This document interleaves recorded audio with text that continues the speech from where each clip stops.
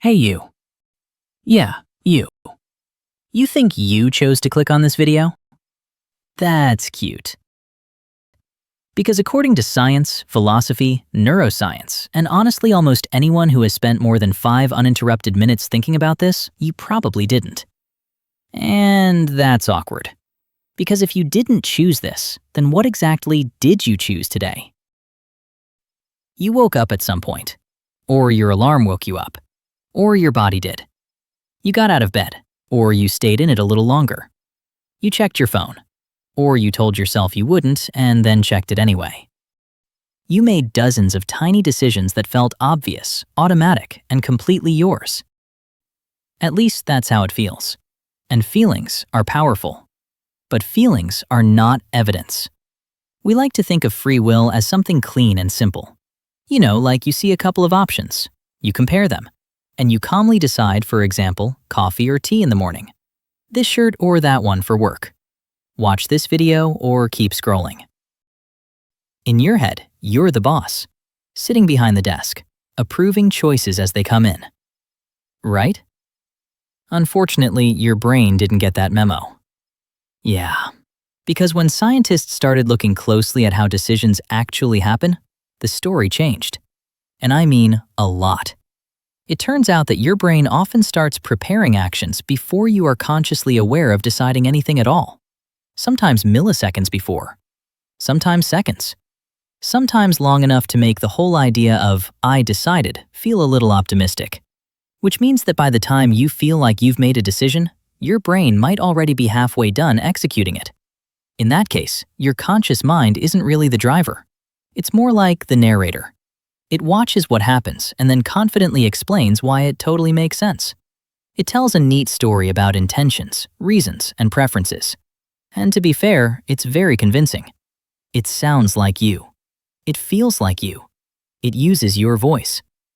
There's a famous experiment from the 1980s that made this problem impossible to ignore.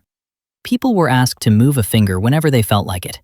No planning, no reward, no pressure. At the same time, their brain activity was measured. They also had to report the exact moment they felt the intention to move. Here's the problem. The brain activity predicting the movement appeared before the person reported deciding to move. The brain already knew. Consciousness arrived late and took the credit. Now imagine how often this happens outside a laboratory, when the decisions are bigger, when emotions are involved, when habits, fears, rewards, and social pressure are all quietly pushing in the background. Creepy, right? So if your brain decides first, what exactly is you doing? That question makes people uncomfortable for a reason, because the answer is messy. Some philosophers argue that free will isn't about starting actions, but about stopping them. Your brain constantly suggests things. Eat this. Click that. Say this. Don't say that. And sometimes you get to interrupt the process. You get to veto. Like an emergency brake. You can say no.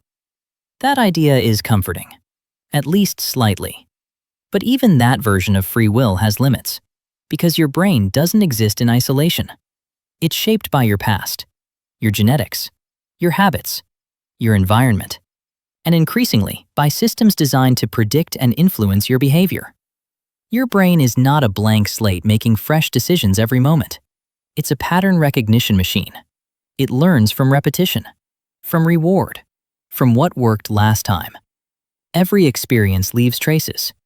Every habit makes the next choice easier or harder. Slowly, quietly, without asking for permission. And then there's the internet. The internet didn't just happen. It was optimized, carefully, aggressively, over years, by teams of engineers, psychologists, and data scientists whose job it is to keep your attention for as long as possible. Algorithms don't care about meaning, truth, or free will. They don't have opinions. They don't ask whether something is good for you. They ask one question only: what keeps you engaged? They watch what you click, how long you stay, when you hesitate, when you scroll faster, when you stop, when you come back. And from millions of people doing this every day, patterns emerge. Not about humanity, about behavior. They don't need to understand you as a person. They only need to know what people like you tend to do next. Same age, same habits, same time of day, same mood probably.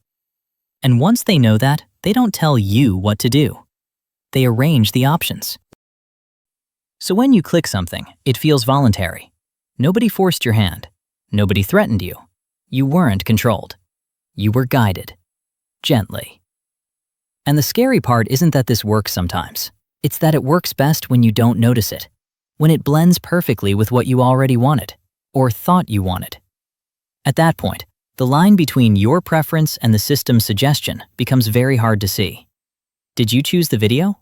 Or did the video choose you? And if your brain is already wired to follow patterns, rewards, and familiarity, then the system doesn't need to overpower your free will. It just needs to cooperate with it. They don't force you. They just nudge you. And nudging works incredibly well. So now we're stuck in a strange position. Either your brain made the choice before you were aware of it, or an algorithm quietly helped steer you in that direction. Or both. Probably both. Congratulations, you are free. Or at least free enough to believe you are. And maybe that's the important part. Even if free will is an illusion, it's a very convincing one. It feels personal. It feels meaningful. It feels like something worth defending. You may not have chosen to click on this video, but you can choose what you do next. You can keep watching. You can scroll away. You can tell yourself this was your decision. And honestly, that might be enough. Probably. If you enjoy this kind of content, consider subscribing. And feel free to leave ideas in the comments for topics you'd like to see explained next. I'm not claiming to fully understand everything. I'm just explaining it.